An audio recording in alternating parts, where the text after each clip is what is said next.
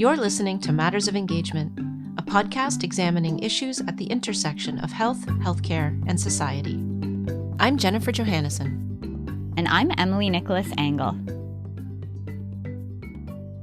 Hey, Emily. Hey, Jen. Well, it's been a while since we've published an episode. We have lots on the go these days, related to the podcast, but also individually. How about we do a quick personal update before we wrap up the health policy series, which actually seems like a long time ago now, and then we can share what's next. Yep, great.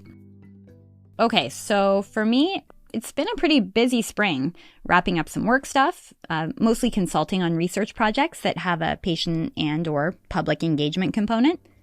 And, as you know, I also have a young child. He actually just turned 6. Say no more. Yeah. So, spring is always busy in our household, but somehow the past few weeks have felt especially full. I always think that spring and summer are going to be more relaxing than they are, but nope. Yeah, me too. I'm at a different phase in my life than you. I don't have young children, but I do have some of the same busyness and constraints.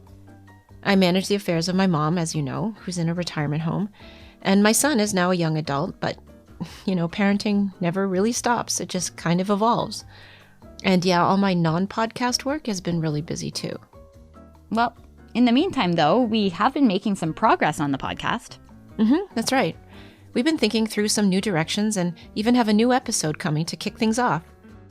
Basically, we're expanding beyond the idea of patient or public engagement as a specific topic, and thinking of engagement as being more embedded in what we do and talk about.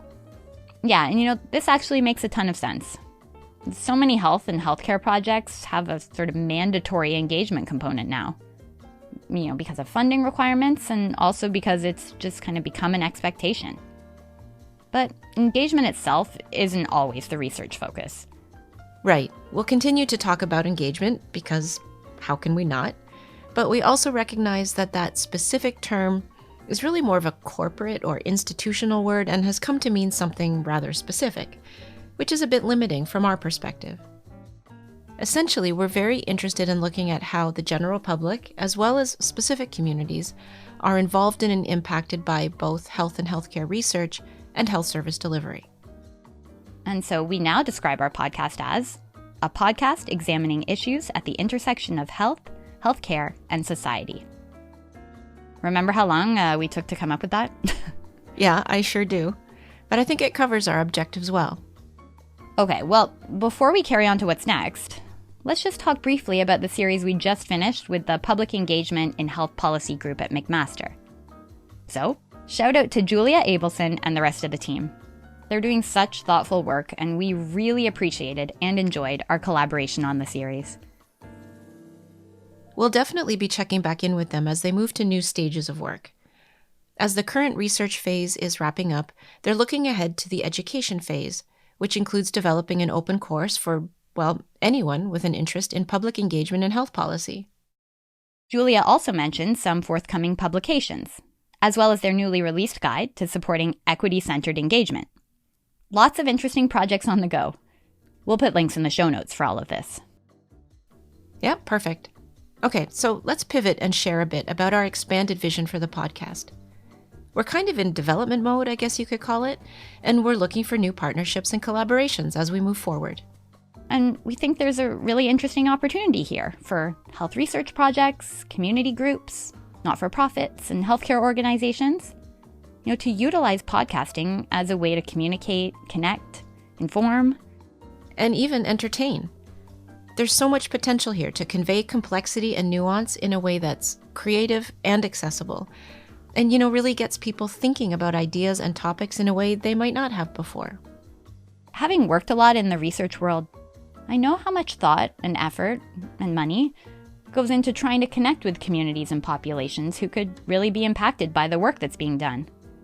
And yet, the options always seem to circle around the same kinds of more traditional academic outputs, like lay summaries, and short press releases, maybe an infographic here and there. And these definitely have a place, but it's kind of unclear how much impact they have. They don't necessarily lend themselves to capturing more complex ideas or different voices. I agree. Same goes for initiatives that bill themselves as patients included. I do think having some patients at academic conferences can be valuable to those individuals who attend, but I have questions as to how much reach there really is. Well, all of this to say, we've been excited recently to have some exploratory conversations about how podcasting can support community outreach and knowledge mobilization. We've actually done a workshop, which we recorded and put on YouTube. There's a link in the show notes. Yeah, that one was called Podcasting for Knowledge Translation. Invite or bring in other voices and center other voices as appropriate. When you're thinking through your knowledge translation plan, think about how to do different types of creative endeavors with your podcast to meet the needs of different audiences or to present your material in. We realize there are so many editorial and technical choices that you have to make along the way, even to just refine and decide and curate what is going to go into an episode. It's potentially really informative for people new to the whole idea. But I think maybe the most useful thing is to just reach out to us and have a conversation. We can help to brainstorm ideas, put some costs together, and even help contribute to a grant proposal. I do just want to add, we mentioned community outreach, but that's obviously very one-sided. Someone wanting to reach a community, whether they want to be reached or not. I mean, this certainly doesn't have to start with researchers. We're also really keen to work with community organizations, advocacy groups, etc., to offer our podcasting services and platforms for them to actually produce content that matters to them. Exactly. We can function as advisors and co-producers, but it doesn't even have to be our voices on the episodes. We actually pitched a project recently where it's the community members themselves who would do the field recordings and conduct the interviews, determine the topics. There's always a question of funding, of course, but I think creative ways can be found. Absolutely. Should we leave it there for now? Yeah, I think so.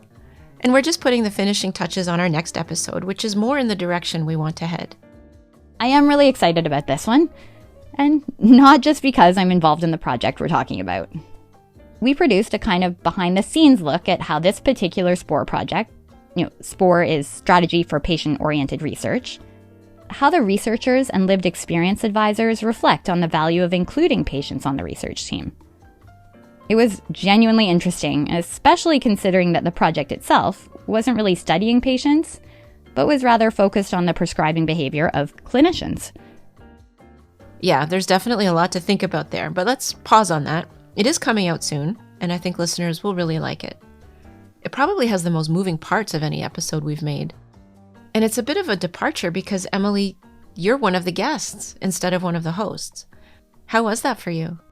It was actually really fun, but it was also stressful. I'm really looking forward to getting back into the hosting role. Yeah, me too. Okay, let's end there.